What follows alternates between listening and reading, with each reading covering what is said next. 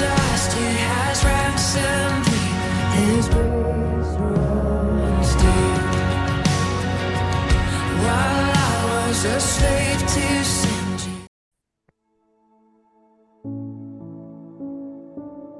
Gloire à Jésus. Nous allons donc reprendre de là où nous sommes arrivés. Je fais un petit rappel et puis nous avançons. J'aimerais remettre, comme la dernière fois, l'image que je nous ai présentée, n'est-ce pas? En espérant que tout le monde pourra voir. Celles qui ne pourront pas voir pourront éventuellement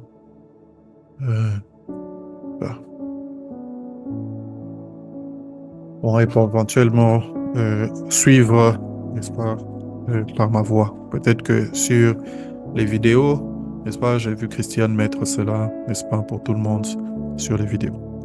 Le mystère caché derrière le tabernacle de Moïse et la sacrificature.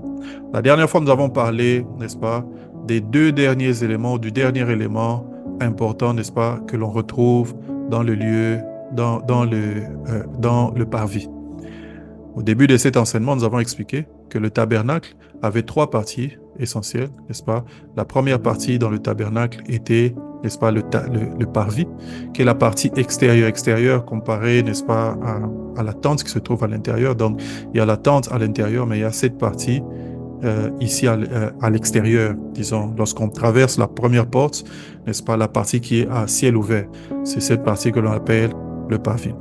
Le tabernacle lui-même, n'est-ce pas, est un élément qui indique qu'il y a certaines choses que l'on peut vivre en tant qu'enfant de Dieu qui ne sont pas nécessairement ouvertes, n'est-ce pas, à tout le monde. N'est-ce pas, parce qu'il y a une clôture. Il n'y a que ceux qui décident de faire le pas avec Dieu, n'est-ce pas, de vivre cela, qui peuvent vivre cela. Malheureusement, n'est-ce pas, aujourd'hui, il y a un mouvement qui de plus en plus tend à vouloir créer, n'est-ce pas, un christianisme sur mesure. Chaque personne veut vivre un christianisme qui lui correspond, n'est-ce pas? Vous verrez certaines personnes dire, moi j'accepte telle chose et pas telle autre chose. Il y a des gens qui disent par exemple, moi j'accepte ou je ne suis que les écrits de Christ, de Jésus. Et ça, je suis sûr que c'est Dieu qui a parlé, mais je ne suis pas les écrits de Paul. Il y a d'autres qui disent, moi c'est le Nouveau Testament, pas l'Ancien Testament. Il y a certaines personnes qui disent, eh bien je crois en l'amour de Dieu, mais je ne crois pas en la justice de Dieu. L'amour de Dieu, c'est-à-dire que Dieu aime tout le monde, nous irons tous au paradis. N'est-ce pas? Et d'autres personnes disent non, n'est-ce pas? Ils disent qu'ils ne croient pas à la justice de Dieu, c'est-à-dire que Dieu jugera un jour, n'est-ce pas, les vivants et les morts, et qu'il y aura certaines personnes qui seront séparées, qui iront en enfer, et d'autres qui iront au paradis, n'est-ce pas? Il y a des gens qui disent, n'est-ce pas, sur la moralité, voilà, nous croyons, n'est-ce pas, en la bonté, nous croyons, n'est-ce pas, au fait de vouloir vivre bien, et ainsi de suite, mais la moralité, quand il s'agit des aspects sexuels, par exemple, nous n'y croyons pas. Donc, certaines personnes vivent sans être mariés, n'est-ce pas, comme couple. Il y a des gens qui vivent dans des pratiques, qui font des pratiques bizarres. Hein. Il y a des gens qui décident, n'est-ce pas, de suivre leur propre voie quand il s'agit, n'est-ce pas, de vivre la vie chrétienne. Eh bien, c'est que le tabernacle nous enseigne en premier, c'est qu'il y a un modèle. Nous avons lu ensemble, n'est-ce pas, dans Exode, je crois, chapitre 25, verset 40, la Bible dit, voici fait d'après le modèle qui était montré à la montagne. D'après le modèle qui était montré à la montagne. La vie chrétienne n'est pas une vie qu'on invente. La vie chrétienne est une vie qui est faite sur mesure, n'est-ce pas, sur la base, n'est-ce pas, de certains éléments, de certaines indications que Dieu lui-même a déjà établies. Et bien dans le tabernacle, en étudiant le tabernacle, on arrive à comprendre quelles sont les lois que Dieu a établies, les principes que Dieu a établis, des choses que nous sommes censés suivre, des choses qui constituent des fondements pour nous, n'est-ce pas, quand nous sommes en train de marcher avec le Seigneur. Dans le tabernacle, Dieu déjà, n'est-ce pas, des siècles avant, était en train de parler. Il était en train de dire des choses à son peuple par des images, n'est-ce pas? Afin que des personnes qui ont la révélation, des gens qui ont l'œil ouvert et des personnes qui sont des étudiants des Écritures puissent comprendre qu'est-ce que Dieu était en train de dire. Le tabernacle, ce n'était pas seulement un lieu où on rendait un culte. Le tabernacle, c'était un langage de Dieu. C'était Dieu qui était en train de parler à son peuple à l'époque, mais Dieu qui était en train aussi de parler à l'Église aujourd'hui pour lui dire, voici comment est-ce que voici comment vous devez marcher. Vous voyez, il y a un modèle. Nous n'inventons rien. Nous faisons que suivre les modèles. N'est-ce pas? N'est-ce pas? Même quand les gens viendront et nous pointeront du doigt et vont dire, vous exagérez, voici ce que vous êtes en train de faire, ça fait telle ou telle autre chose. Et qui seront en train de nous dire, non, vous ne devez pas faire telle ou telle. Non, non euh, comment dire, notre défense est de dire, nous ne faisons rien de nous-mêmes. Comme Jésus a dit, nous ne faisons que ce que le Père, ce que nous avons vu faire le Père. N'est-ce pas?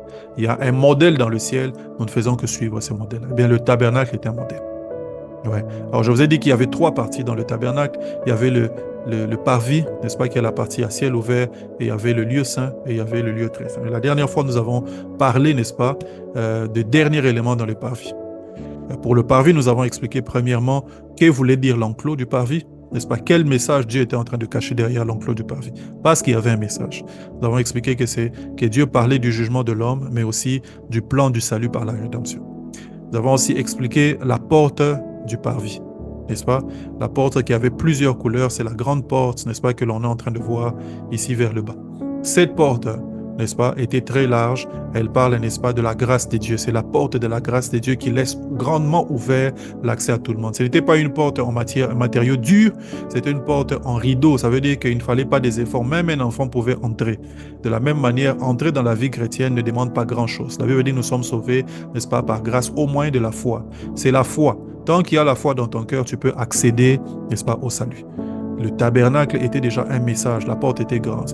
Mais encore autre chose, c'est qu'il n'y avait qu'une seule porte pour entrer dans les tabernacles. Eh bien, ceux qui savent aujourd'hui comment on construise les immeubles savent qu'on ne fait jamais une seule porte dans un immeuble.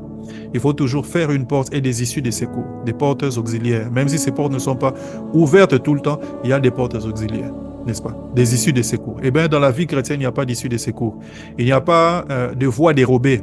Il n'y a pas un chemin par lequel on passe, n'est-ce pas? Toi, tu vas faire un sacrifice ou une alliance quelque part sur une montagne et puis tu accèdes au salut. Non, non, non.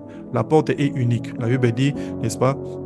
Et il y a un seul Dieu, un seul médiateur. La Bible dit, il y a un seul Dieu et un seul médiateur, n'est-ce pas? Il y a un seul médiateur entre Dieu et les hommes, c'est Jésus-Christ fait homme, n'est-ce pas? Et quand Pierre, n'est-ce pas, est en train de prêcher, dans Actes chapitre 4, il dit, n'est-ce pas,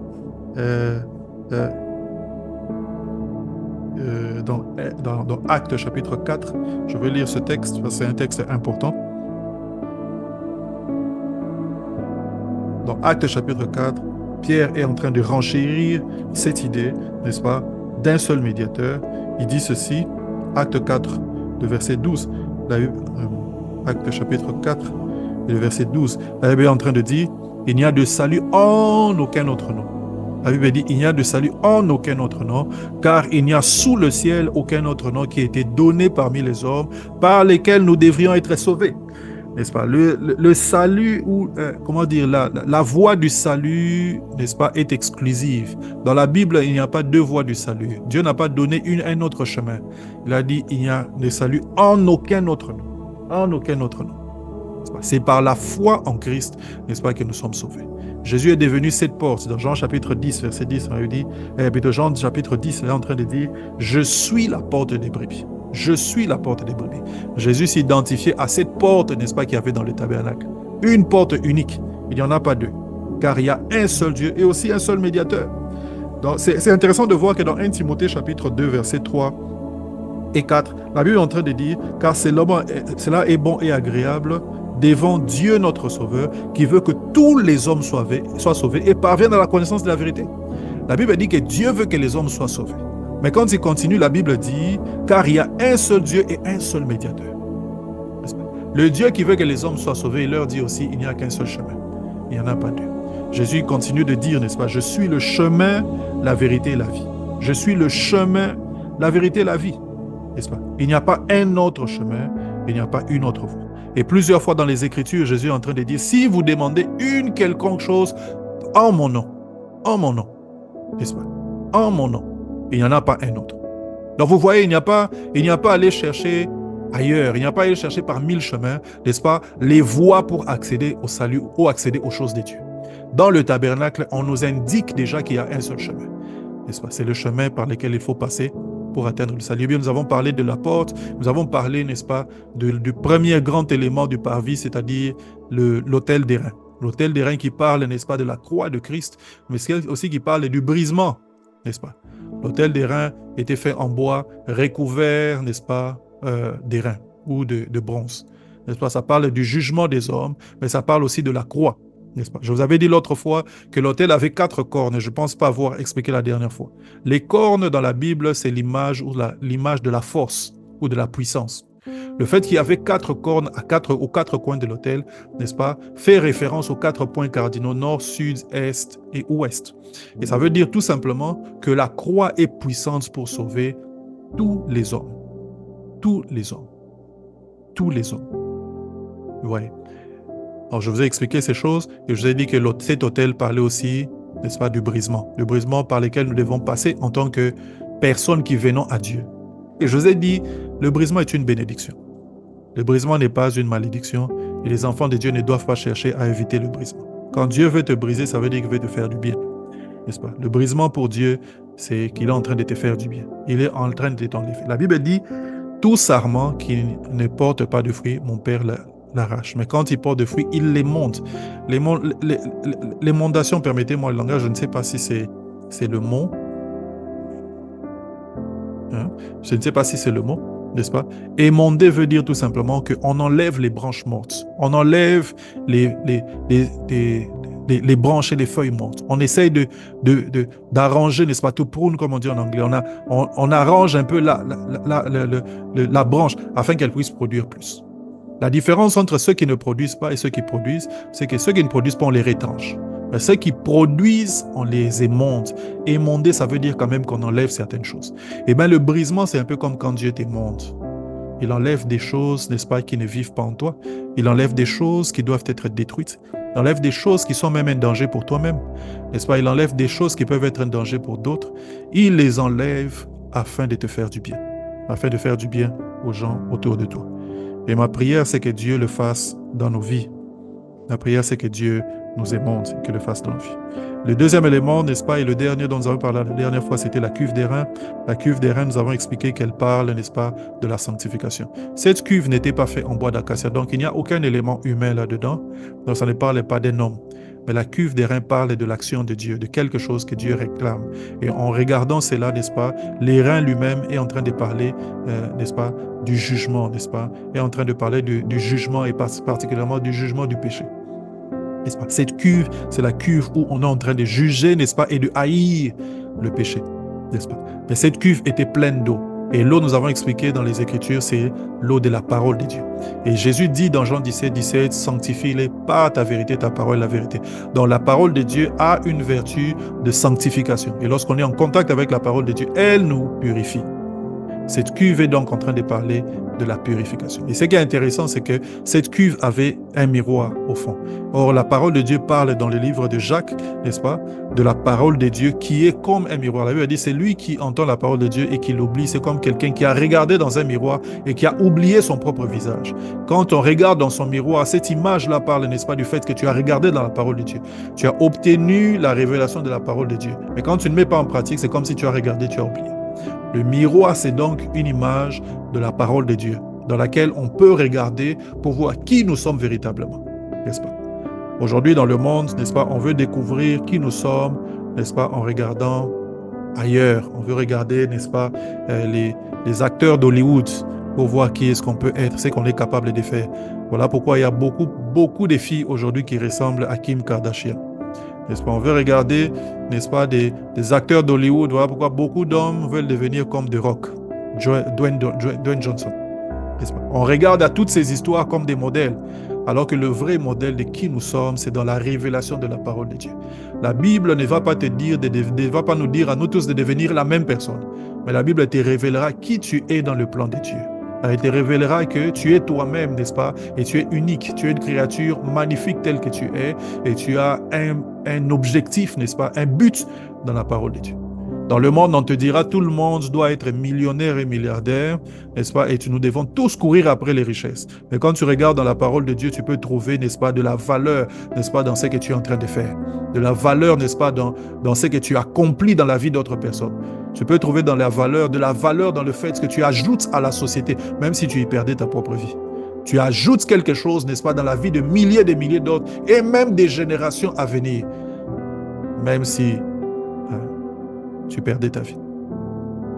Un des grands exemples dans l'histoire aujourd'hui, n'est-ce pas, qu'on raconte, qu'on présente, c'est cette sœur catholique qu'on appelait Mère Teresa, n'est-ce pas? Elle est devenue une icône pour plusieurs personnes, n'est-ce pas, de ce que c'est de perdre sa propre vie pour d'autres personnes. Une dame qui est allée en Inde, qui a donné sa vie pour rester parmi les plus pauvres des dizaines et des dizaines d'années, n'est-ce pas, pour faire du bien à d'autres personnes. Et que dire de tous les missionnaires qui sont partis sur une terre qu'ils ne connaissaient pas parce qu'ils connaissaient, ils savaient tout simplement que sur cette terre, il y avait des êtres humains qui étaient créés à l'image de Dieu, qui avaient besoin de connaître l'évangile. Livingstone et tout ce monde-là qui sont venus, n'est-ce pas, en Afrique, qui sont allés prêcher l'évangile au péril de leur propre vie. Certains sont même morts sans que l'on connaisse leur propre nom. N'est-ce pas? C'est ce qui se passe quand tu regardes les Écritures. Quand tu regardes les Écritures, tu ne vois pas Kim Kardashian qu'on doit tous devenir. Tu ne regardes pas et tu ne vois pas, je ne sais pas moi, Taylor Swift que tout le monde doit devenir. Tu ne regardes pas et tu ne vois pas Jeff Bezos que tout le monde doit devenir. Tu ne vois pas Elon Musk que tout le monde doit devenir. Quand tu regardes la parole de Dieu, tu regardes qui tu es et c'est pourquoi Dieu t'a créé.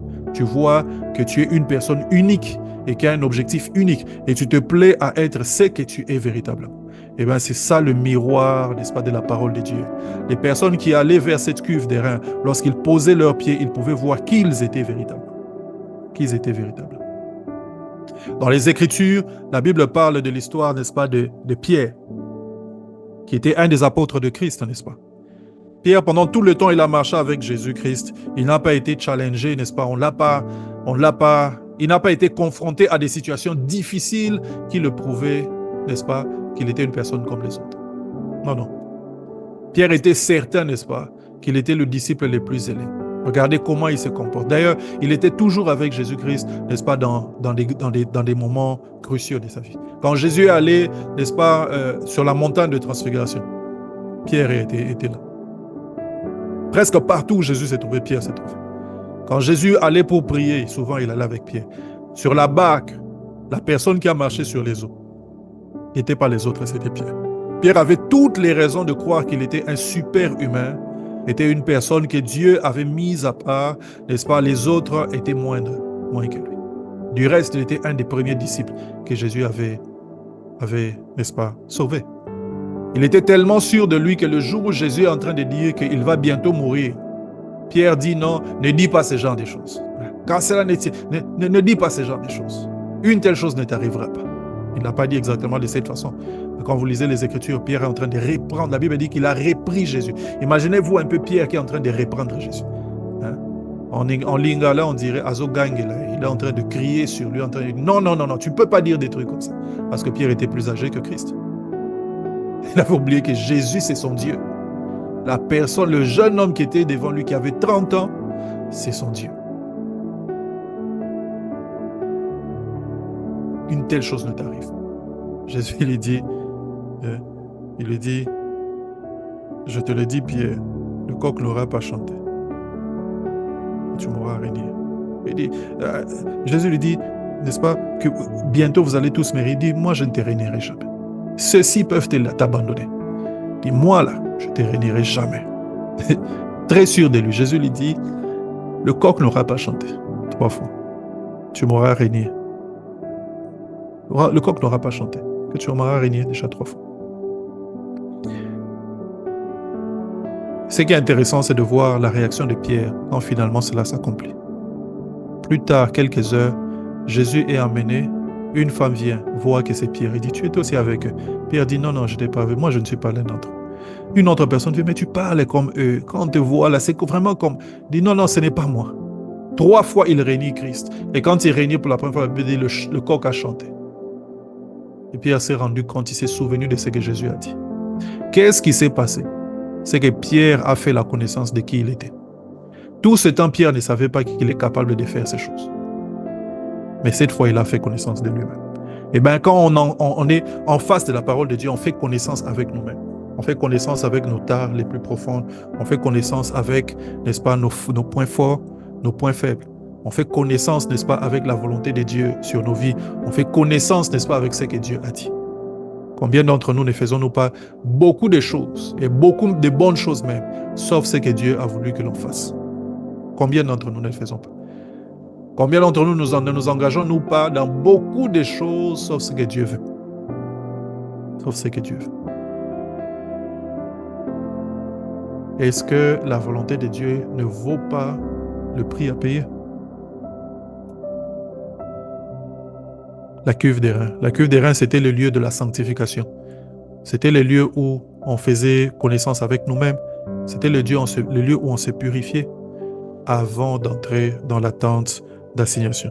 Dieu était en train de dire par là que celui qui doit connaître ou celui qui veut connaître la gloire doit être sanctifié. Celui qui veut connaître la puissance de Dieu doit se sanctifier. Dieu était en train de dire par là, n'est-ce pas, que nous devons, n'est-ce pas, connaître la parole de Dieu. Nous devons être en contact avec la parole de Dieu, être purifiés, être transformés par la parole de Dieu avant, n'est-ce pas, de connaître ou de vivre, d'expérimenter la gloire. Alors, pourquoi est-ce qu'on est en train de parler de gloire? Nous parlons de gloire parce que la deuxième partie du tabernacle, c'est l'endroit où on commence à toucher ou à goûter à la gloire de Dieu. Nous commençons donc ce soir à parler de la deuxième partie du tabernacle, c'est-à-dire le lieu saint. Nous parlons ici du lieu saint. Le tabernacle avait donc le parvis, c'est l'espace ouvert, mais le tabernacle avait aussi une tente. Dans cette tente, il y avait deux parties. Il y avait le lieu saint et il y avait le lieu très saint. J'ai expliqué ces choses au début, n'est-ce pas, de cet enseignement. N'est-ce pas? Et ces deux parties, le lieu saint et le lieu très saint, étaient souvent appelés soit le sanctuaire ou étaient appelés la tente d'assignation. Une des particularités de ces deux endroits, c'est qu'il y avait presque tout ce qui s'y trouvait était fait en or. Et nous avons expliqué au départ que l'or dans la Bible est une image, n'est-ce pas, de Dieu et de la gloire de Dieu. Voilà pourquoi nous parlons de gloire. Parce que nous voulons maintenant entrer dans ce domaine où la gloire de Dieu, la puissance de Dieu se manifeste. N'est-ce pas? Le tabernacle, ou plutôt la tente d'assignation, ou le sanctuaire, c'est l'endroit où Dieu commence à se manifester, où on commence à vivre la puissance de Dieu. Vous voyez, l'ordre de Dieu est bien établi. Nous entrons par la porte qui est Jésus, nous passons par la croix et nous devons vivre dans la sanctification. Ensuite, nous pouvons maintenant parler des choses qui concernent la gloire et des mystères. Malheureusement, genre aujourd'hui, n'est-ce pas, dans nos milieux, beaucoup de personnes qui connaissent beaucoup de choses au sujet de l'onction, de la gloire, de la puissance de Dieu, mais qui ne savent rien au sujet de l'œuvre de la croix, de la rédemption, du salut, du pardon, n'est-ce pas, du péché, n'est-ce pas, comme, n'est-ce pas, une réalité universelle. L'ordre est établi. L'ordre est établi. Alors parlons du sanctuaire, n'est-ce pas, ou de la tente d'assignation. Parlons du sanctuaire ou de la tente d'assignation. Je vais décrire ici quelque chose et puis nous allons entrer dans les détails. N'est-ce pas? Vous aurez remarqué que le tabernacle a trois portes. Je parlerai de ces portes un peu plus tard, mais le tabernacle a trois portes. La première porte, c'est la porte du parvis, que j'ai déjà expliqué. La deuxième porte, c'est la porte qui conduit vers le lieu saint. Et la troisième porte, c'est la porte qui conduit vers le lieu très saint. Or, dans la Bible, quand Jésus est en train de se présenter, il s'est présenté en disant « Je suis le chemin, la vérité, la vie ». Il a dit « Je suis le chemin, la vérité, la vie ». Si je ne me trompe pas, c'est dans Jean chapitre 14, n'est-ce pas? Il dit « Je suis le chemin, la vérité, la vie ». Jean 14, verset 6, n'est-ce pas? Les théologiens disent que la première porte du tabernacle, c'est-à-dire la porte de la tente d'assignation, c'est le chemin. C'est Jésus qui est le chemin. Le chemin vers la vie, le chemin vers la vérité, le chemin vers la vie éternelle, le chemin vers Dieu. Je suis le chemin. Ensuite, Jésus dit, je suis la vérité. La deuxième porte est appelée la vérité. N'est-ce pas? Pourquoi la vérité? Parce que c'est là où on commence à avoir la révélation de qui Dieu est. N'est-ce pas? Jésus étant la vérité, l'auteur, n'est-ce pas, des vérités qui nous amènent, des révélations qui nous amènent à connaître qui Dieu est. Et puis la vie serait donc la troisième porte, n'est-ce pas, qui était la porte qui amenait vers le lieu très saint, l'endroit où Dieu lui-même descendait. Et Jésus est ces trois portes en même temps. Je suis le chemin, la vérité, la vie, n'est-ce pas? Le parvis, n'est-ce pas, parle de façon générale des bases et des fondations ou des fondements de la foi, n'est-ce pas? Le parvis, n'est-ce pas, ou tous les objets qui sont dans le parvis parlent des fondements et des fondations, des bases de la foi, n'est-ce pas? C'est voilà pourquoi nous avons parlé de la croix, nous avons parlé de la sanctification de toutes ces choses. Ces choses sont primordiales. Sans ces choses, n'est-ce pas, il est impossible ou très difficile d'avancer et d'aller très loin, n'est-ce pas, de façon équilibrée. On passe par la croix, on passe par la, euh, le brisement, n'est-ce pas? On passe par la sanctification, et ainsi de suite. Mais Dieu ne souhaite pas que l'on s'arrête au parvis. La volonté de Dieu n'était pas que le monde ou nous, nous nous arrêtions au parvis. Qu'est-ce qui m'amène à dire cela? Eh bien, lorsque vous lisez dans 1 Pierre,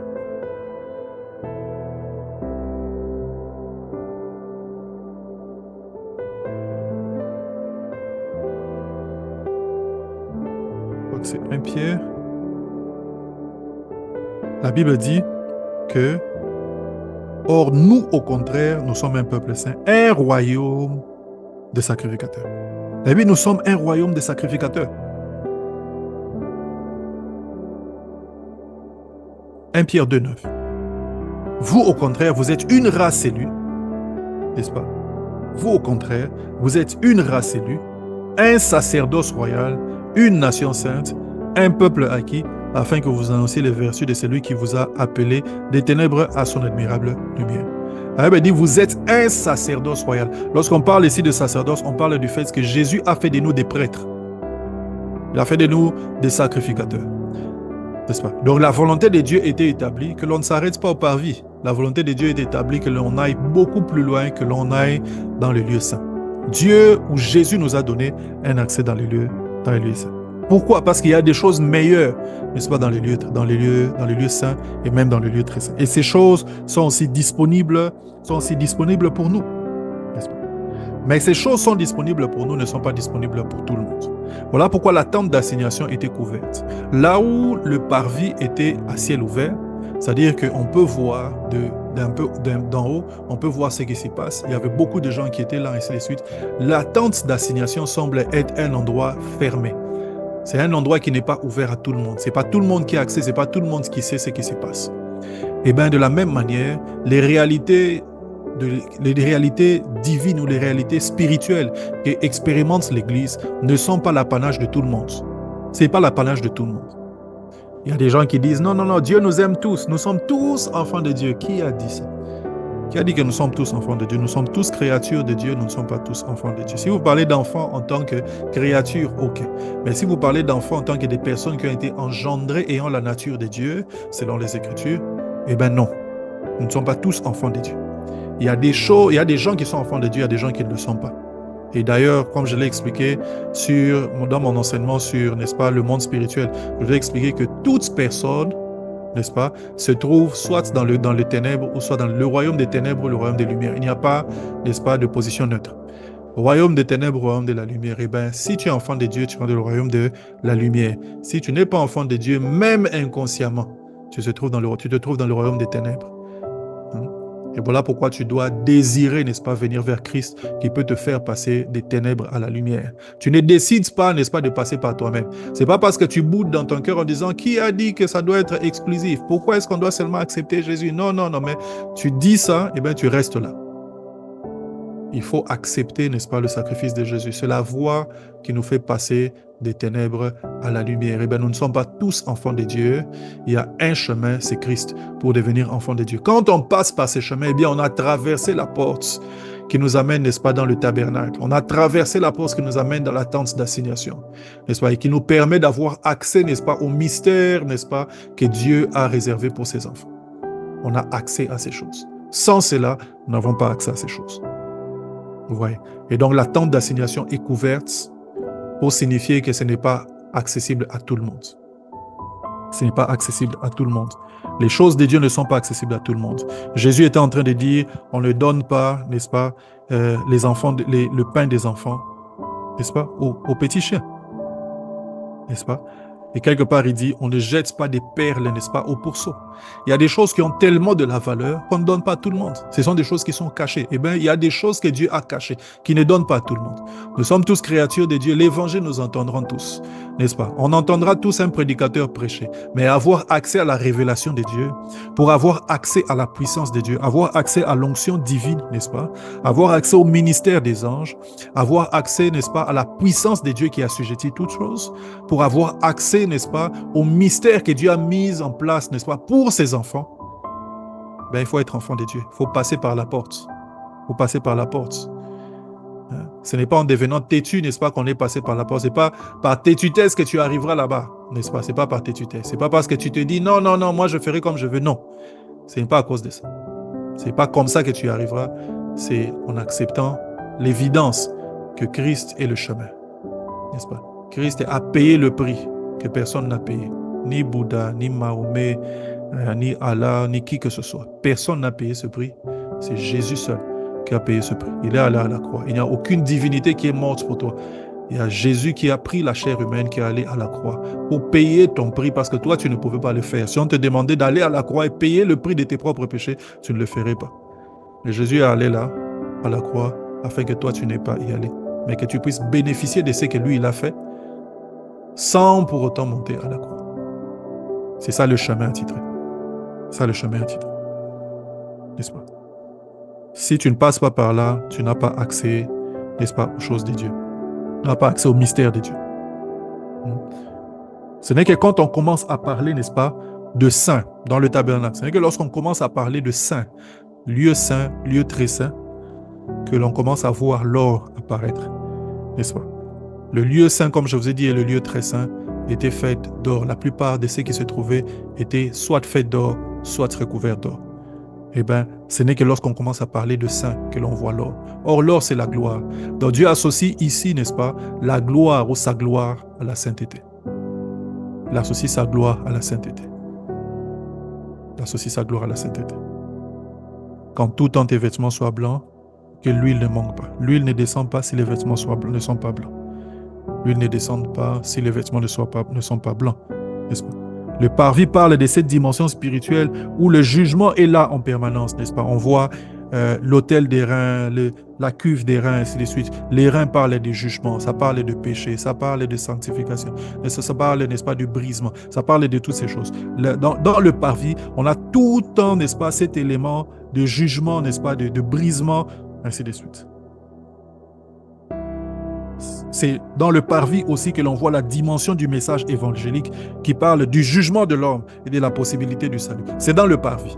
Toutes ces choses sont bonnes, mais c'est dans le parvis. Dans le parvis, on parle de toutes ces choses, n'est-ce pas? Jugement, on parle du jugement du péché de l'homme, mais on parle aussi du salut.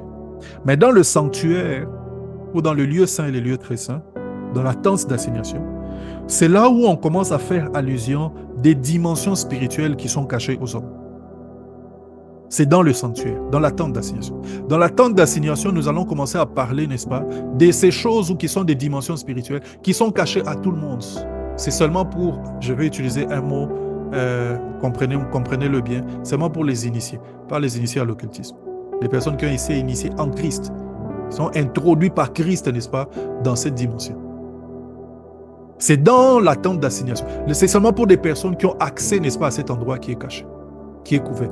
Tout le monde ne peut pas voir ou comprendre ces choses. Certaines personnes m'ont posé la question dans le passé, comment on fait pour comprendre les Écritures? Comment on fait pour avoir des révélations de la parole de Dieu, de lire et d'être à mesure de prêcher comme ça pendant 1 heure, pendant 2 heures, et puis il y a des choses qui continuent à couler. Je leur ai dit, n'est-ce pas, être enfant de Dieu et lire sa Bible. Un jour, tu verras que ça va commencer à venir. Pourquoi? Parce que dès que tu es enfant de Dieu, tu as accès à ces choses. Seulement, il faut que tu grandisses un tout petit peu. N'est-ce pas? Mais quand on n'est pas enfant de Dieu, ces choses sont cachées. Eh bien, le lieu saint, ou la tente d'assignation, le sanctuaire, commence à parler des dimensions spirituelles qui sont cachées au monde, mais qui sont disponibles pour les enfants de Dieu. Le lieu saint commence à parler, n'est-ce pas, de la gloire de Dieu, n'est-ce pas? Commence à parler, n'est-ce pas, de la manifestation de la puissance de Dieu. Le lieu saint commence à parler de ces choses qui sont exclusives à l'Église, n'est-ce pas? Et qui sont réservées pour les saints, pour les enfants de Dieu. Des choses qui se passent dans l'Église. C'est à ce moment, c'est dans l'attente d'assignation qu'on commence à parler de ces choses. Dans le parvis, on parlait de l'évangile. Dans l'attente d'assignation, on commence à parler des choses réservées aux enfants de Dieu. Le lieu saint, alors que le parvis parle, n'est-ce pas, de l'évangile ou de la bonne nouvelle, n'est-ce pas? Alors que le parvis parle du message évangélique, le lieu saint parle du message que Dieu adresse à son Église. Le lieu saint ou la tente d'assignation, le lieu saint, le lieu très saint, c'est un ensemble des messages que Dieu adresse à son Église. À son Église. Par le Saint-Esprit. C'est ce message qui n'est pas adressé à tout le monde. Voilà pourquoi la tente était donc ouverte. Dans la Bible, tous ne savent pas comment, n'est-ce pas, comprendre certaines choses. Il y a des choses qui sont cachées. Je vais lire avec nous quelques textes qui argumentent dans ce sens. Romains chapitre 11. Romains chapitre 11, le verset 25. La Bible dit, car je ne veux pas, frères, que vous ignorez ce mystère. La Bible parle ici des mystères. Je ne veux pas, frères, que vous ignorez ce mystère, afin que vous ne vous regardiez pas comme sages. C'est qu'une partie d'Israël est tombée dans l'endurcissement, jusqu'à ce que la totalité des païens soit entrée. Je ne veux pas que vous ignorez ce mystère. Le mystère, c'est par définition quelque chose qui est caché. C'est quelque chose qui n'est pas compréhensible. Il y a donc des choses dans la parole de Dieu ou dans la vie chrétienne qui sont des mystères. Quand vous allez dans des débats entre chrétiens et musulmans, il y a une question généralement qui revient. Peut-être c'est une chose qui va vous aider. Il y a une question que les musulmans aiment poser aux chrétiens. Expliquer la Trinité. La Trinité, disent-ils, c'est une définition de polythéisme.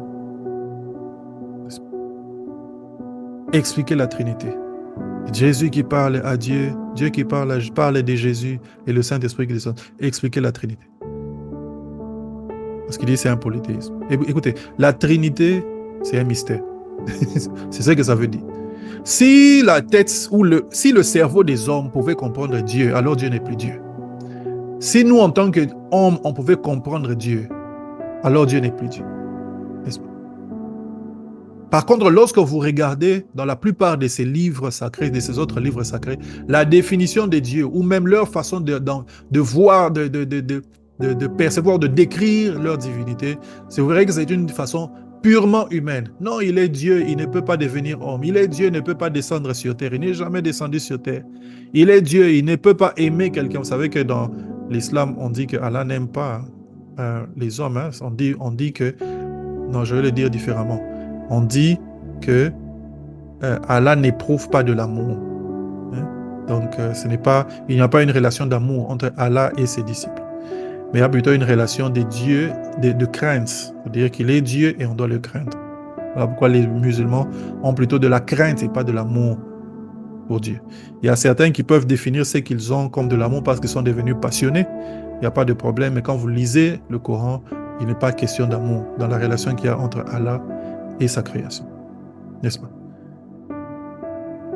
Pourquoi? Parce que c'est la mentalité, l'esprit d'un homme qui a conçu ces choses. Ou au pire des cas, n'est-ce pas, un esprit, mais qui n'est pas l'esprit de Dieu, qui a conçu toutes ces choses. Vous voyez, c'est un mystère. La Bible dit ici, n'est-ce pas, qu'il y a des mystères. La Bible, n'est-ce pas, c'est un mystère. N'est-ce pas? Le fait que Christ est venu en chair, que Dieu a porté la chair, est un mystère. Le fait qu'il soit sur terre, il soit dans le ciel, et il soit encore en train de descendre, n'est-ce pas, sur celui qui est sur terre, c'est un mystère. C'est un mystère. Ce n'est pas compréhensible par la tête d'un homme, n'est-ce pas? La Trinité n'est pas quelque chose qui est humaine. On ne peut pas comprendre. La meilleure explication ne serait jamais la meilleure chose. La meilleure explication que l'on peut donner ne nous aiderait jamais à comprendre. C'est un mystère. Comment est-ce qu'on comprend Dieu? Non, tu ne peux pas comprendre Dieu. Tu ne peux pas le comprendre. Quand David est en train d'exprimer cela, il dit « Une science comme celle-là est au-dessus de ma portée. » Une science telle que celle-là est au-dessus de ma portée. Ce qui veut dire, c'est que je peux aller aussi loin que je veux dans mon imagination. Je ne saurais jamais saisir qui tu es. Jamais saisir qui tu es. Et ça, c'est Dieu. Il est au-dessus de notre portée. Pourquoi? Parce qu'il est un mystère en lui-même. Dieu est un mystère. Dieu est un mystère. Et il y a le fait que Christ est venu et a porté la chair humaine et allé à la croix, c'est un mystère. Le fait que c'est par le sang, par son sang, n'est-ce pas, que nous sommes sauvés, c'est un mystère. Le fait qu'il était ici en chair sur la terre, mais il est parti, on l'a vu monter et disparaître, c'est un mystère. Vous prendrez une fusée, essayez de le suivre, vous ne le retrouverez pas. Parce que Christ n'est pas monté pour sortir de la terre et aller dans l'espace. Ce n'est pas dans l'espace où il est allé. Christ est allé dans une autre dimension, dans la dimension spirituelle. Il y a quelque temps, j'ai écouté quelque chose, j'ouvre une parenthèse très rapidement et je vais fermer. Je suivais une émission des gens qui étaient en train de parler. Cet homme-là, c'est un occultiste.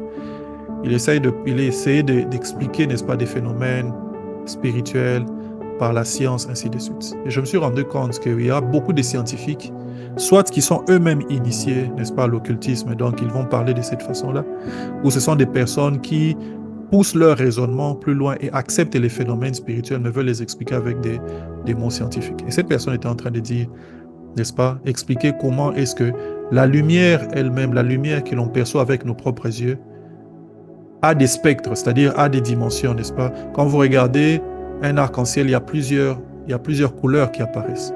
Eh bien, toutes ces couleurs, normalement, existent toujours, n'est-ce pas, dans la lumière. Dans la lumière que tu perçois a toutes ces couleurs. Seulement, dans l'arc-en-ciel, à cause de la réflexion de la lumière, ça divise, n'est-ce pas, la lumière et on peut voir toutes ces couleurs. Et ce qu'il est en train de dire, c'est qu'au fait, ce que l'on peut percevoir avec nos propres yeux, ce n'est qu'une partie, peut-être 10 à 20% de la lumière qui existe. Il y a des spectres de la lumière que l'on ne peut pas voir, entre autres ce qu'on appelle l'infrarouge et l'ultraviolet. Que par exemple, les oiseaux, les chats, les hiboux, ainsi de suite, peuvent percevoir. Voilà pourquoi ils ont une meilleure vue que nous, par exemple, la nuit. Et ceux qui sont comme nous, venus de certains pays, vous savez que des fois, on dit que certains animaux peuvent voir des choses que nous ne voyons pas. Parce qu'eux voient mieux que nous dans les ténèbres. Ils peuvent percevoir un spectre de la lumière qu'ils n'ont pas. Alors si vous allez encore un peu plus loin, ça voudrait dire qu'il y a des spectres de lumière que l'on ne peut pas voir et qui peuvent correspondre, n'est-ce pas, au monde spirituel. Et donc, ce que ça veut en fait dire, c'est qu'on peut être maintenant physiquement là où on se trouve, mais il y a peut-être d'autres êtres, mais qui correspondent à ces autres spectres que vous ne pouvez pas voir. C'est ce que nous croyons comme étant le monde des esprits. Et eux, ils expliquent cela par la science, de cette façon. Ce sont des mystères. Jésus est monté et n'est pas allé dans l'espace. Il est tout simplement allé dans une autre dimension. Ce sont des mystères. Alors, je suis en train de lire des textes, n'est-ce pas, dans Romains chapitre 16. Romains chapitre 16.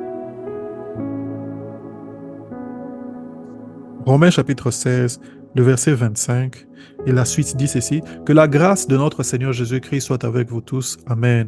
C'est lui qui peut vous affermir selon mon évangile et la prédication de Jésus-Christ conformément à la révélation du mystère caché pendant ces siècles. » À la révélation du mystère. Donc, la Bible dit qu'il y a un mystère, la Bible dit qu'il y a la révélation du mystère.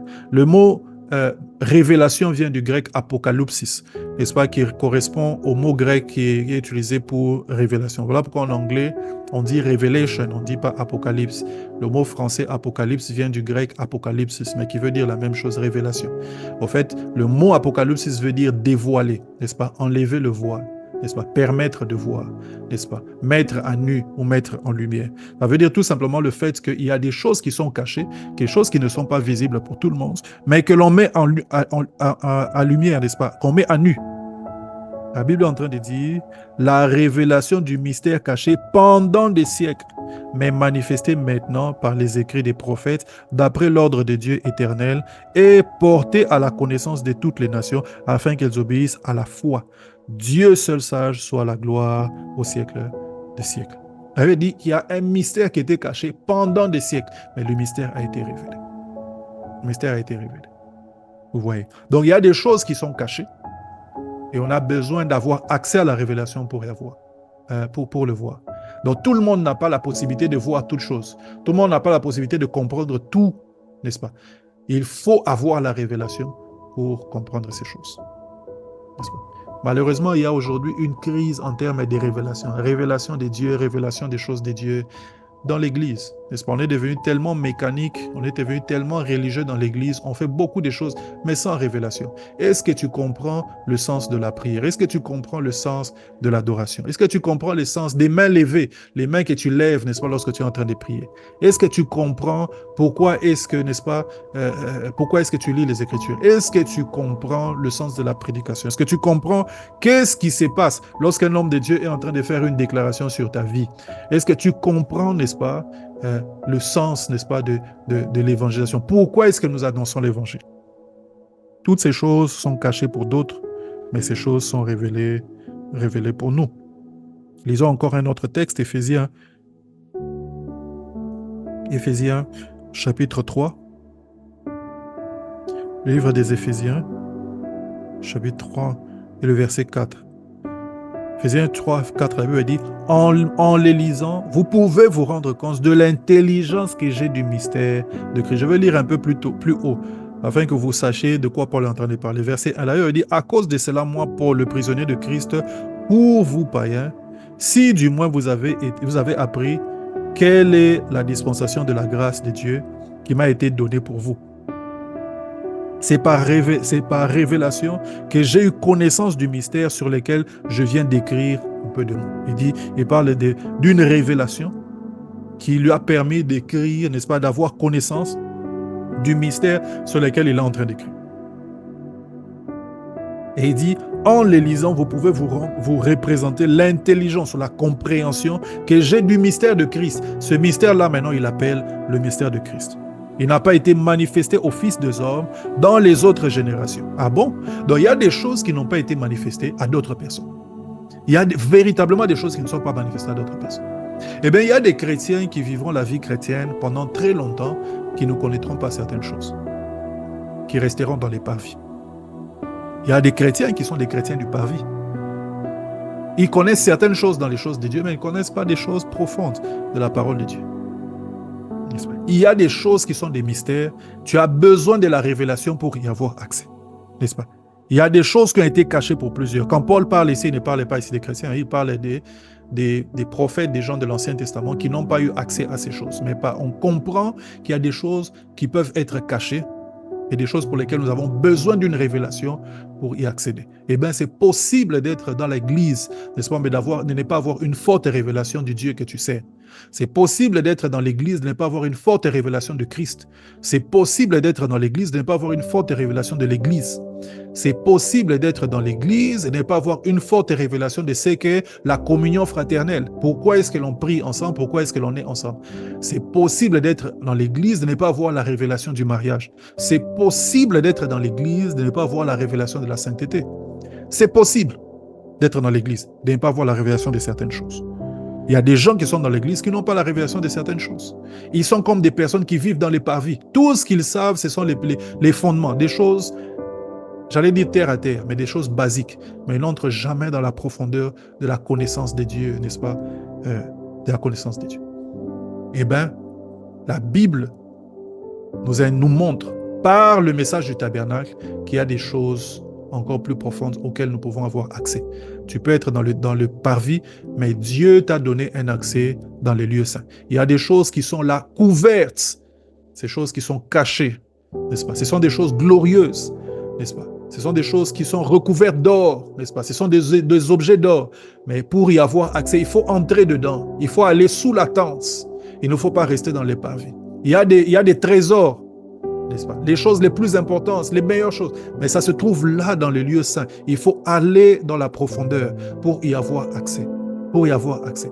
Ces choses ne sont pas accessibles à tous. Quand tu regardes la tente d'assignation, c'était une tente qui était faite avec des peaux d'animaux. Donc de l'extérieur, ce que tu vois, c'est que c'est une tente en peau d'animaux. Qu'est-ce qu'il peut y avoir de bon? Qu'est-ce qu'il peut y avoir d'intéressant? J'avais dit que la peau de dauphin, on va le voir plus tard, la peau de dauphin ou la peau de blaireau parle de la simplicité. Eh bien, c'est la peau qui recouvrait la tente d'assignation. Donc, de loin, quand on regardait la tente d'assignation, on voyait la peau d'animaux. Mais qu'est-ce qu'il peut y avoir d'intéressant là-dedans? On n'est même pas attiré. Eh bien, les païens ne sont pas attirés par l'Église.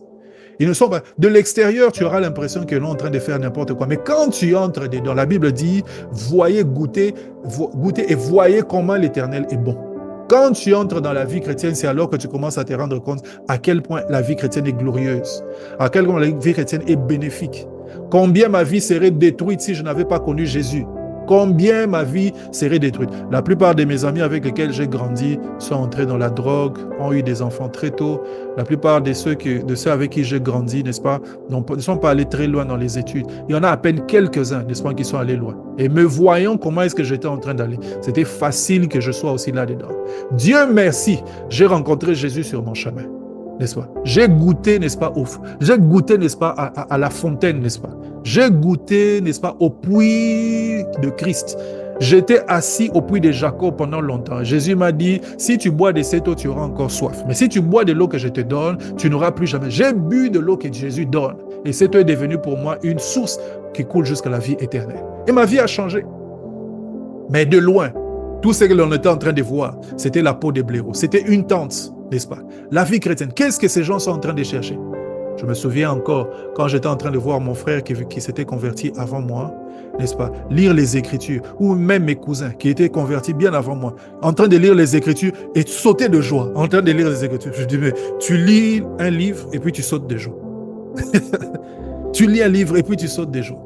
Le problème, c'est que moi, j'étais dehors. J'étais en train de voir la tente, mais de l'extérieur. Tout ce que je voyais, c'était la peau des blaireaux. Il n'y avait rien d'intéressant. Ce que je ne savais pas, c'est que sous la tente, il y avait de l'or. Sous la tente, il y avait des trésors. Et eux, ils étaient déjà à l'intérieur de la tente. Ils étaient en train de voir les trésors, n'est-ce pas, de la foi chrétienne.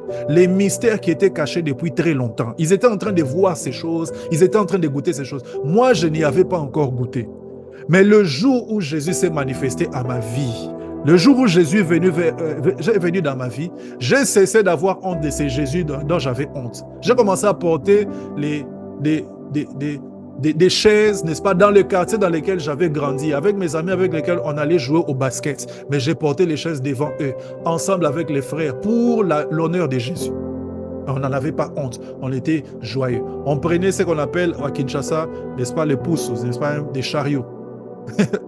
Et on mettait des chaises et on allait là-bas. C'était quelque chose qui était réservé, c'était comme une basse besogne.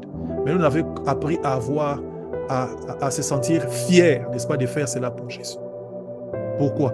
Parce qu'on n'était plus dehors, on était à l'intérieur. On voyait l'or de la tente d'assignation. On voyait les trésors que Jésus a fait pour nous. La vie éternelle qu'il nous a donnée. On voyait la révélation que nous avons pour lui. On voyait, n'est-ce pas, toutes les bonnes choses que nous avions à gagner sur cette vie et même plus tard. Qu'est-ce que nous étions à l'époque? Nous n'étions rien, mais nous avions Jésus. C'est tout ce que nous avions. Eh bien, il y a des mystères en Christ. Il y a des choses qui ne sont pas accessibles à tout le monde. Si tu es en dehors du tabernacle, tu vois le tabernacle, tu ne vois que la peau. Eh bien, il n'y a rien d'attrayant. Et certaines personnes qui sont même entrées dans le tabernacle, mais qui restent dans les lieux, dans le parvis, continuent à voir la peau des blaireaux. Ils ne voient même pas, ils ne se rendent même pas compte qu'il y a beaucoup plus dans la tente d'assignation. Dans les lieux saints, il y a beaucoup plus. Ils s'arrêtent là, ils sont contents, n'est-ce pas, d'avoir reçu Jésus, ils iront au ciel. Mais ils ne savent pas qu'il y a beaucoup plus que ça. Jésus nous a donné les trésors de cette vie ici sur la terre et la vie éternelle. Il nous a donné la clé, n'est-ce pas, pour rentrer dans la vie éternelle. Il nous a donné aussi la clé pour vivre ici sur la terre. Une vie équilibrée, n'est-ce pas, à tous les domaines. Tout ce qu'il faut, c'est de traverser cette porte que nous avons appelée la vérité. La porte de la vérité qui est la porte de la révélation. Traverser cette porte qui nous amène, n'est-ce pas, sous la tente pour voir l'or qui est caché dans la tente. Pour voir l'or qui est caché dans la tente. Eh bien, il y a des mystères. Il y a des mystères. Et nous avons besoin de la révélation. Nous avons besoin de la révélation. Nous avons besoin de la vérité, de la parole de Dieu qui nous donne la révélation. Colossiens chapitre 1, verset 27 dit ceci. Colossiens 1, verset 27, la Bible dit ceci. Je commence à partir du verset 26. Le mystère caché de tout temps et dans tous les âges, mais révélé maintenant à ses saints, qui Dieu a voulu faire connaître quelle est la glorieuse richesse de ce mystère parmi les païens, savoir Christ en nous, l'espérance de la gloire. Christ en nous, l'espérance de la gloire. Je lirai un peu plus tôt, n'est-ce pas? Verset 24, je commence à partir du verset 24. La Bible dit, je me réjouis maintenant dans mes souffrances pour vous. Et ce qui manque aux souffrances de Christ, je l'achève en ma chair pour son corps. qui est l'Église. C'est d'elle que j'ai été fait ministre selon la charge que Dieu m'a donnée auprès de vous, afin que j'annonçasse pleinement la parole de Dieu. Alors il explique le mystère caché de tout temps. Dans la parole de Dieu, le mystère caché de tout temps. Ce mystère était caché, il dit, dans tous les âges, mais révélé maintenant à ses saints. Ces mystères-là est révélé maintenant à ses saints. Ça veut dire que toi et moi, nous avons accès à ces mystères. Ces choses qui sont cachées sous la tente d'assignation, nous y avons accès. Et il dit, n'est-ce pas, à qui Dieu a voulu faire connaître quelle est la glorieuse richesse de ce mystère. Et c'est intéressant de voir que la Bible est en train de dire que Dieu a voulu faire connaître, n'est-ce pas, à ses saints, c'est-à-dire à nous, n'est-ce pas, la glorieuse richesse, n'est-ce pas, de ce mystère.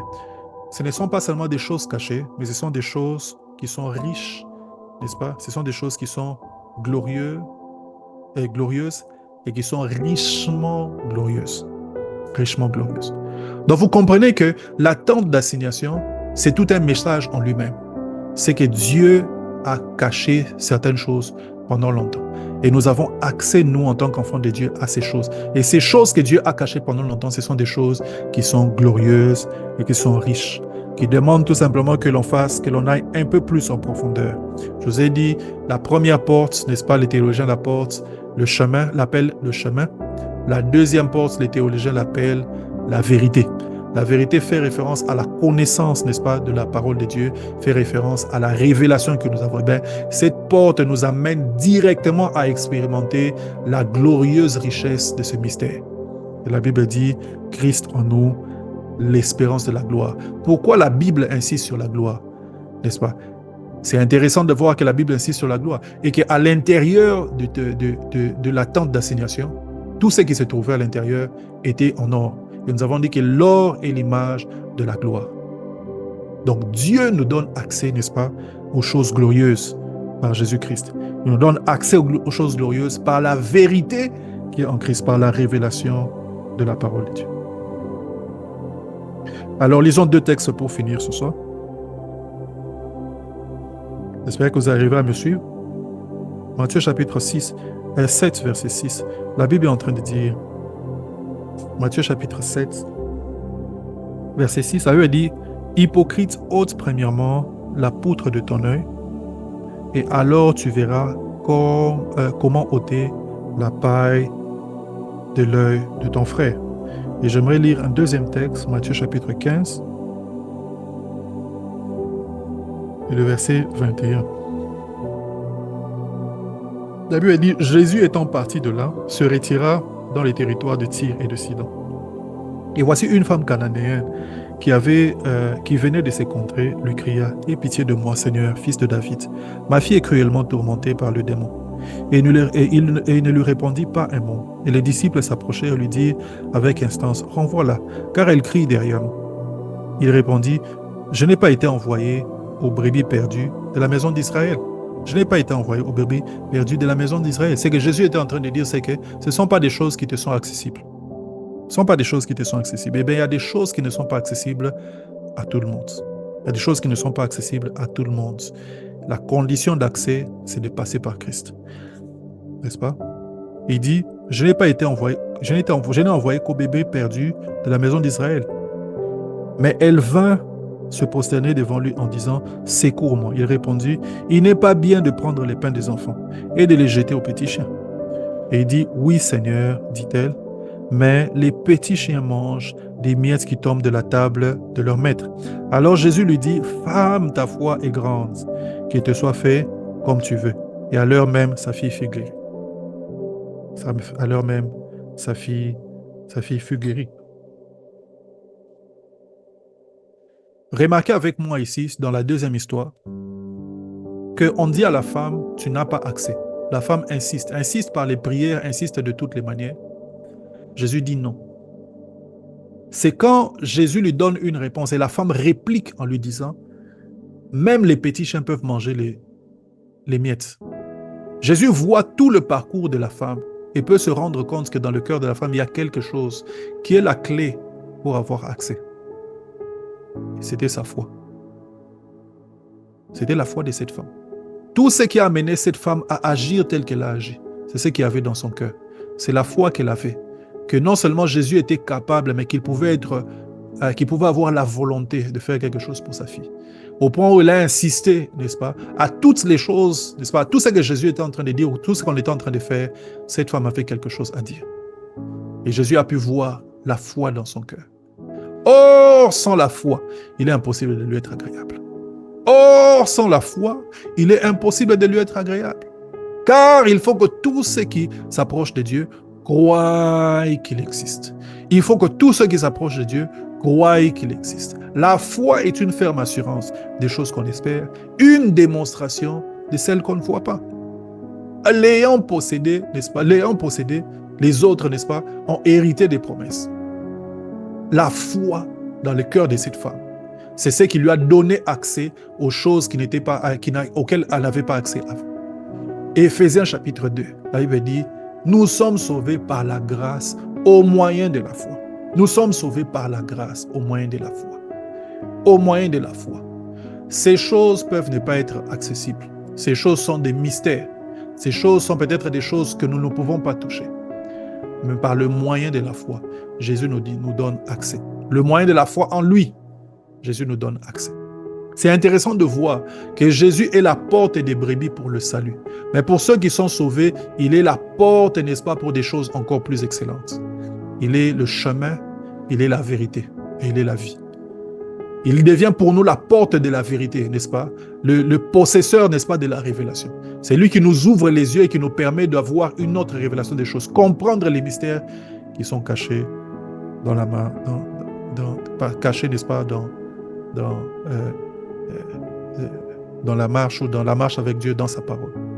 Dans le premier texte, la Bible dit, ôte d'abord, n'est-ce pas, la poutre qui a devant ton œil. Ainsi, tu pourras aider d'autres personnes. Ôte la poutre.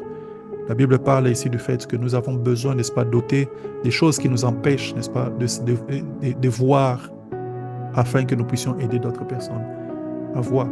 Le contexte de ce texte parle, n'est-ce pas, du fait que nous ne devons pas être prompts à juger d'autres personnes si on ne se juge pas nous-mêmes, si on ne regarde pas ce que nous sommes nous-mêmes. Mais dans la profondeur, on peut comprendre, surtout dans le symbolisme de Jésus qui est en train de dire qu'il faut ôter d'abord la poutre qu'il y a dans ton œil afin d'enlever la paille qu'il y a dans l'œil de quelqu'un d'autre. Nous avons besoin d'enlever, n'est-ce pas, la poutre qui nous empêche de voir, n'est-ce pas, afin d'aider d'autres personnes, afin d'avancer. Voilà, que le nom du Seigneur soit béni. On va s'arrêter là pour ce soir. On va prier le Seigneur. Le Seigneur nous a fait du bien. J'aimerais que tu dises merci à Jésus. J'aimerais que tu parles à Dieu, que tu lui dises merci. Élève la voix, dis-lui merci pour sa parole. Dis-lui merci pour sa parole. Dis-lui merci pour sa parole. Dis-lui merci pour sa parole. Dis merci à Jésus pour l'accès que tu as dans les mystères de Dieu. Dis-lui merci pour l'accès que tu as dans les mystères, les choses cachées. Dis-lui merci parce que non seulement tu m'as sauvé, non seulement tu m'as sanctifié, mais tu m'as donné accès aux choses excellentes. Je peux entrer dans le lieu saint. Je peux voir l'or, je peux voir les bonnes choses qui ont été cachées depuis des siècles. Je peux voir des choses qui ont été cachées depuis des siècles. Je peux y avoir accès. Merci éternel notre Dieu. Merci de nous avoir visités ce soir par ta parole. Merci de nous avoir transformés. Je te fais confiance, Seigneur, pour nos vies spirituelles. Je te fais confiance parce que tu nous fais grandir. Je te fais confiance parce que nous ne restons pas des chrétiens du parvis. Ne restons pas des personnes en dehors du parvis qui voient la tente de loin et qui pensent que c'est juste une tente. Il n'y a rien de spécial. Et Seigneur, tu dévoiles pour nous les choses. Par la foi en toi, Seigneur, nous avons accès au lieu saint. Nous pouvons voir la gloire, nous pouvons avoir accès aux choses profondes. Aux choses, Seigneur, qui nous amènent à vivre une vie excellente ici sur terre, Seigneur, mais aussi une vie excellente pour ton royaume. Te disons merci, éternel notre Dieu, pour cet accès, Seigneur, qui nous permet de voir, Seigneur notre Dieu, ces mystères, Seigneur notre Dieu. La Bible dit, tu me montres les sentiers de la vie. Tu me montres les sentiers de la vie. Et ainsi parce que tu nous permets de marcher sur les sentiers de la vie. Te disons merci, te donnons la gloire, te donnons l'honneur, dans le nom de Jésus. Amen. Gloire à Jésus. On aura prière le dimanche à 18h30. Soyons là, nous sommes en train de parler de vaincre dans un environnement hostile. Vaincre dans un environnement hostile. Je nous recommande de lire, d'écouter le message sur YouTube et de prier par rapport à ça. Le mercredi prochain, nous continuons avec l'étude sur le tabernacle. Que le Seigneur nous bénisse.